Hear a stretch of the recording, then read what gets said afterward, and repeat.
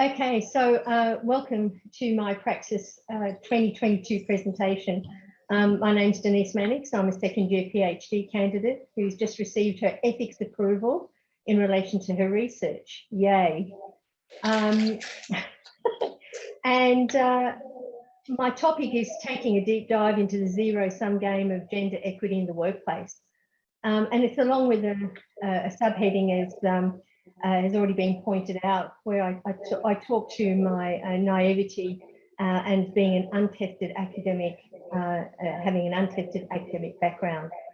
So what I'd really like to move forward with is to give you a little bit more information about myself, and this might help some of you to understand maybe some of my naivety and perhaps some of my life's journey, because it's brought me here where my work, my volunteer and paid work meets my my study head on.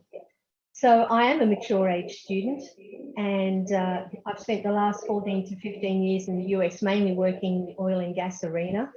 I started my work life as a high school teacher, and at 35 changed to a corporate world, looking at everything involving organisational development, leadership, strategy, change, etc.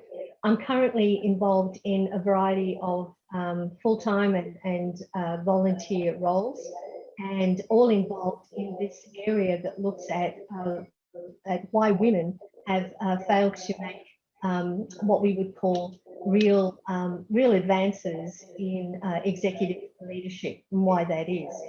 So before we get to that part, what I'd like to do is to acknowledge country. This is not something that's typically done in the US. Oh, that's horrible, now I can see everyone. It was much better when I could just see me and the screen. So hello, thank you for joining me. So I'd like to acknowledge something that's not done in the US, and for a whole variety of reasons. And you can see that I come from Houston at the moment, but it has special meaning to me, as you will see. So I want to acknowledge and pay respect to the people of the Akakisa, whose land I am on today. I pay respect to the past, present and emerging elders and the country that each of us lives on and is sustained by. I am mindful that within and outside the buildings, the country, the land, always was and always be a Native American land. So I mentioned that acknowledgement carries significance. It has real import to my study. As Gerda Lerner states in this first quote here, always what is accentuated is difference. And in the second quote, just about to appear, is turning difference into dominance is the institution of patriarchal privileges of men over women.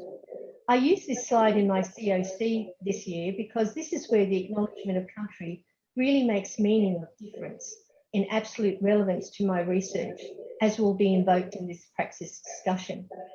It was used for two reasons in my COC, as homage and respect to the acknowledgement of country, but also to the theme of women, difference and power that is carried through my research.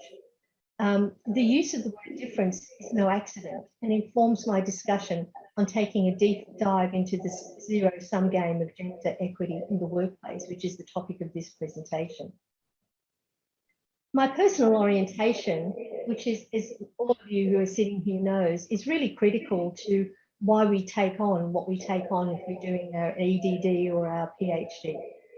So my personal orientation began with sample real-life extracts from injustice I suffered in my school and work life, and morphed into a deeply personal narrative where my difference emerged as the protagonist in my life, where I finally came to understand the depth and wealth of the reality of my feminism, of my ontological and epistemological bearings in pursuit of two fundamental questions based around what is real, that is, how things really are, or real existence, and how things really work, or real action. And some of you might be familiar with the work of Goober and Lincoln, and they're the ones who talk specifically to this. So what I wanted to do is to not derail what I'm talking about, but really to add value in terms of how the personal orientation really configured in how I've approached this. And as much as my personal orientation has changed, so has my study, has my research. So I'm going to read you a very short extract because of the meaning that it brings to this discussion and to my research. It is as if difference has dogged my whole life, situated but not belonging, an active but peripheral player that I wonder if being a woman has seemingly exacerbated given the other stories of my difference. Importantly, these experiences, while being my reality, have configured my existence. The cultural entity of the countries and continents across which I have moved and lived, feeding my difference, and my lack of wholeness, became co-joined with the world of work I entered. This world of work, neither a geographical country nor continent, became a new landing spot for my difference. I became a visa holder in a social and workplace system that I've loosely construed from my early foray into it as being male-centered and female subordinated. My life experience has caused me to want to move beyond this blurred outline of this powerful world system. It has led me to want to really know and understand it, to question its why and its reality. And so as I moved from my personal orientation and really started to look further into my literature review and my research and going down the many rabbit holes that we've all no doubt gone down, I realized that very early on, as all of us have done, is that it's about finding clarity, it's also about finding balance, and it's about finding the aligned methodology and methods. So I worked through numerous iterations of versions of my research topic or question, finally achieving focus through my revised post-COC version, including 2 subsidiary questions, and which at the heart was the principle of difference. So what is learned about and through the principles of power, agency, difference, and resistance in the stories of women and men pursuing executive leadership careers in the androcentric workplace is what my current topic post-COC is, and what I'm really working hard to move through into this next stage of research. So this principle of difference, which configures itself so deeply in what I'm researching, both personally and in the study, is informing me to take a deep dive into the zero-sum game of gender equity in the workplace. In essence, my research topic looks at the reasons behind the lack of gender equity in the workplace at executive levels, focusing on the storied journeys of women and men in their search for executive leadership roles in executive leadership teams and on boards.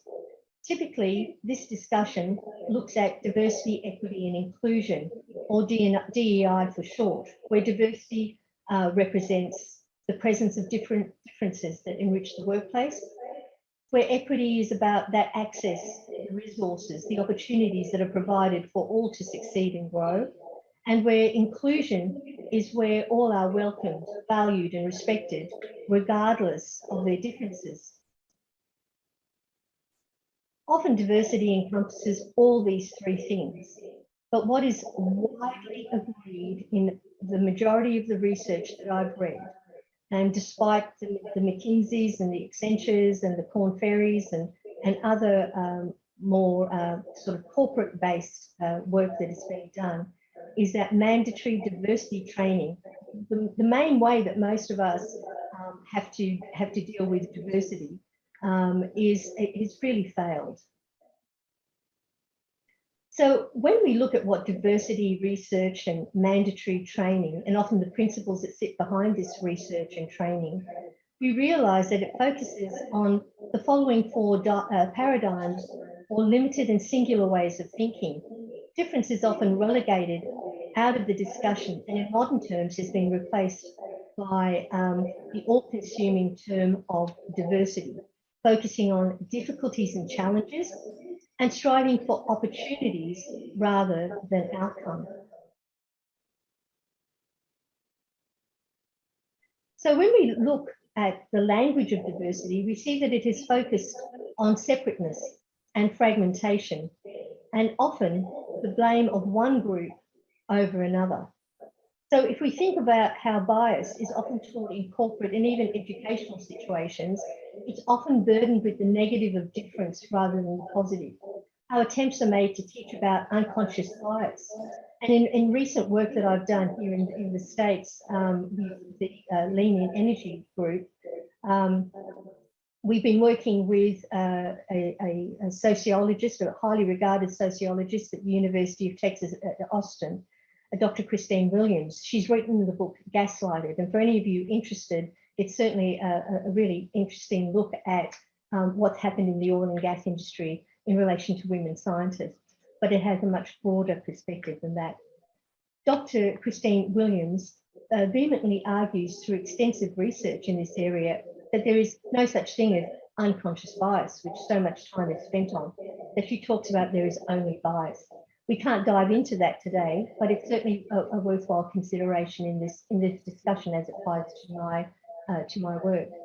Accordingly, the extremely limited outcomes of diversity speaks to the deficit paradigm created through which training often reinforces the very negative response, such as adverse reactions by men and sometimes even women. And also of diversity programs which are about reinforcing the very responses that it seeks to eliminate or correct. So after 50 years or more of diversity promotion in the workplace and via public policy, there is a limited lack of success in increasing gender equity. Apart from failure in diversity training, there's also failure in STEM outcomes. Note, I've said outcomes. For while there is an increased number of girls and women in STEM, the lack of women moving beyond middle management in STEM-related roles and leaving not just their jobs but STEM sectors is well established, yet the call for STEM continues. Additionally, the lack of success in what is discussed in research as the female favourable advantage relating to improved educational outcomes for women. And this female favourable advantage was to have seen the cultural transformation in gender roles. And for those who might be familiar with Dupreet and Buckman in the work that they're currently doing, this was to secure women greater success in, at least in the workplace, in such things as higher wages. And we all know that we're still waiting for that to happen. Despite the female favourable advantage being represented, in reality, its outcomes, like diversity and STEM, have not been achieved. And we need to keep asking why to get to some point of difference, some outcome. So while some people agree with the notion that currently, historically, diversity is best described as a zero-sum game, let's take a quick look at what a zero-sum game is, where one group's loss is equivalent to another's gain, where what one side gains, the other loses. And so the net change in benefit is zero. But you know what I'd like to say, that the last statement is really the key to this discussion. The other two statements are fallacies, because loss and gain, to me at least, and in the work that I'm specifically looking at, loss and gain suggest outcomes, and DEI, diversity, equity and inclusion, has only been about opportunities, not outcomes, or significant gains and losses that enable equivalence. So in discussing one group's loss as being equivalent to another's gain, there has to be loss and gain. And for women, there has been no palpable gain sufficient to argue a net change in benefit, particularly as it applies to women in the workplace, particularly at the executive ends of our businesses. An example of this is represented in this quote, which directly refers to opportunity and also to achieving a 30% better gender balance at all levels of an organisation by a woman who leads is the executive of the 30% club. I believe that this kind of thinking is just flawed types of thinking. And so how we look at this really needs to change. So I'd like to link diversity and difference to understand where our thinking around gender equity needs to be challenged and changed, and which is contributing to my research. Remembering that we don't have the time to conduct a complete understanding of this, the key aspects can still be incorporated into this discussion. There are 5 traditional perspectives in the way difference has been discussed as diversity. And this is about what is called difference between. So diversity is difference between.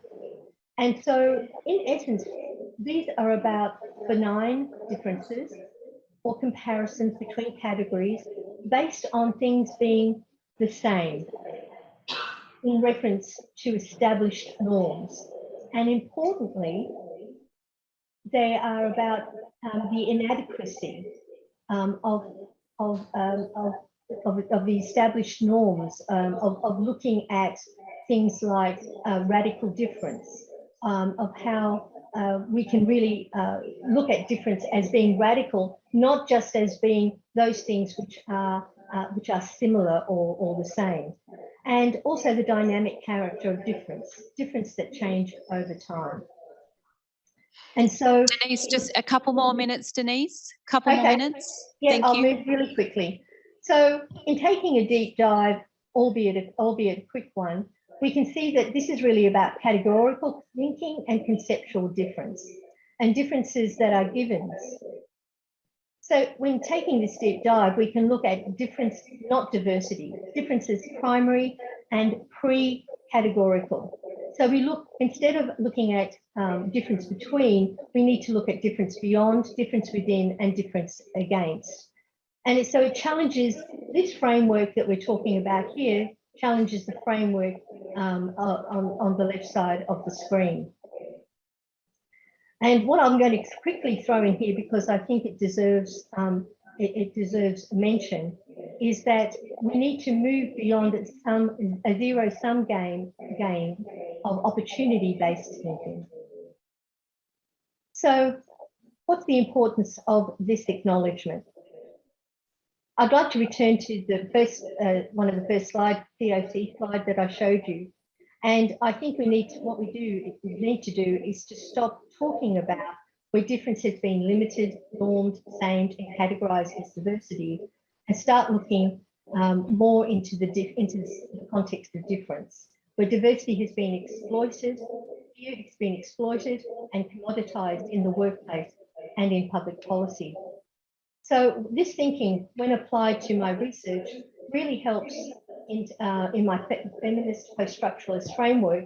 It helps in looking at the discourses of people. It helps in my ability to contest and rework it.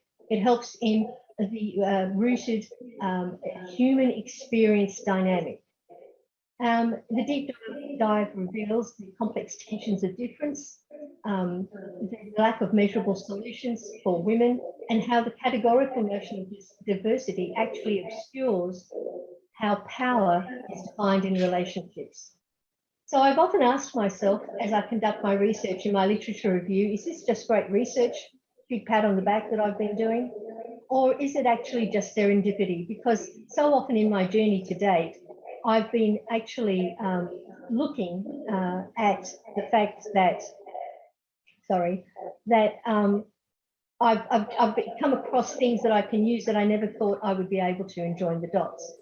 So the difference between thinking of diversity does not equate to a zero-sum game of gender equity. I'm not sure why it's moving on, but it is.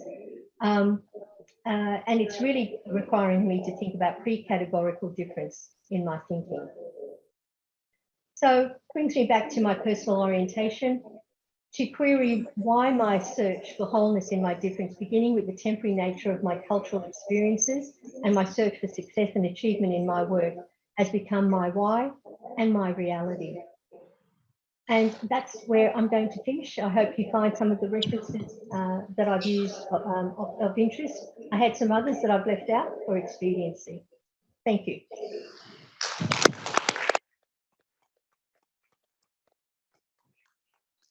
Thank you, Denise. Wow, you've really developed things from last year. Can really sense that in your presentation today.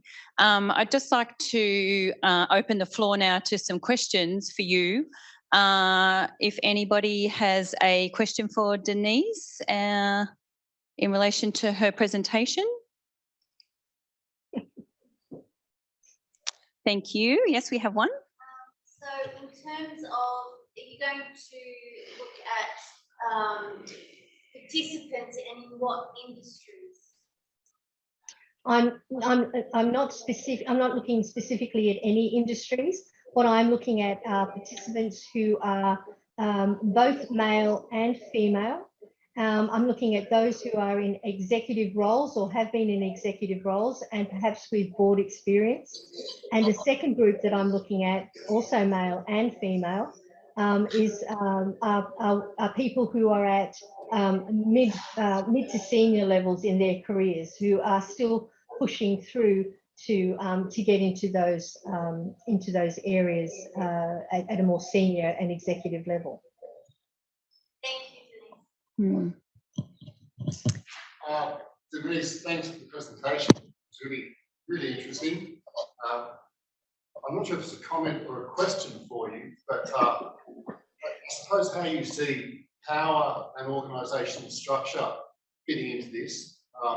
And I referenced that I was so pleased to hear you just say that you're also looking at men, because difference in that power and organisational structure also I think is the ceiling towards men. Okay, so you asked. I found it a little bit hard to understand your questions because I can't hear it properly. But are you asking me about power, about what the role of power? Yeah, power within organisational structures, how that may reward diversity, but isn't really rewarding of difference. Sorry, I actually can't hear.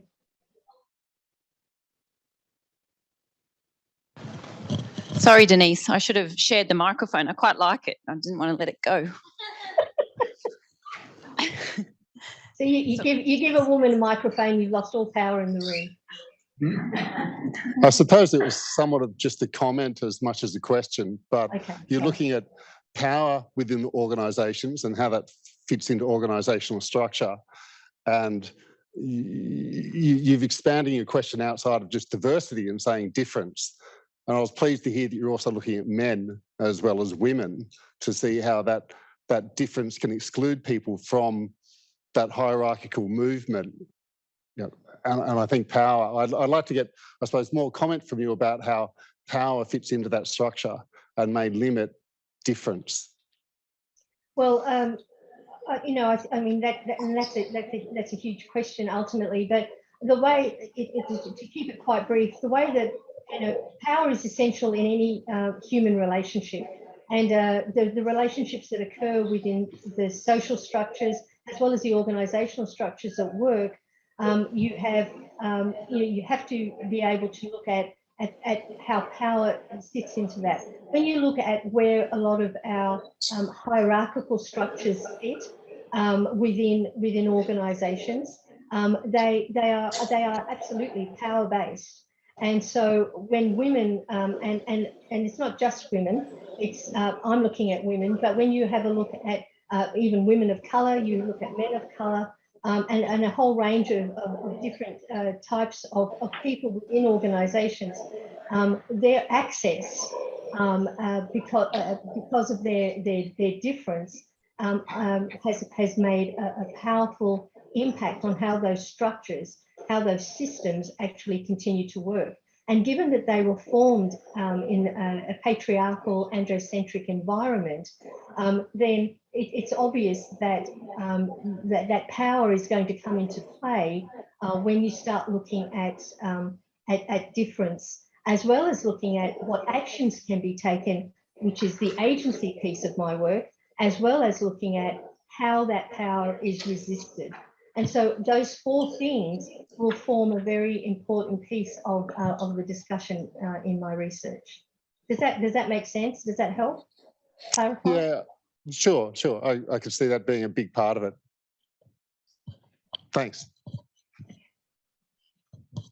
Thank you, Denise. We might, was there any other burning question? We might wrap up. Yeah, Emmanuel. Hi, Denise. Thank you for your presentation. It was very, I like that you're focusing on equity. I'm a committee member with the SCPA, and I might be a good candidate for your research. So if you'd like to get in contact with me and just gauge if I would be a good candidate, I'd like to be part of your group. So research group. Yeah, great. Can I, if you want to, you can contact me using my email address, my student email address. Can you see it? Great. Yes, I'll send you an email today. Fantastic. Thank you. Yes. Appreciate Thank you so that. much. Thank you. Thank you, Denise. Thank you. Thanks, everyone. Thank you, Denise. Great to see you. I'll send you an email in the next day or two. No worries. I'll go and have dinner now. And it's Go and have your dinner. It's nice to hear Australian voices. It's so good. Thank you. We're very Australian here, Denise. I know.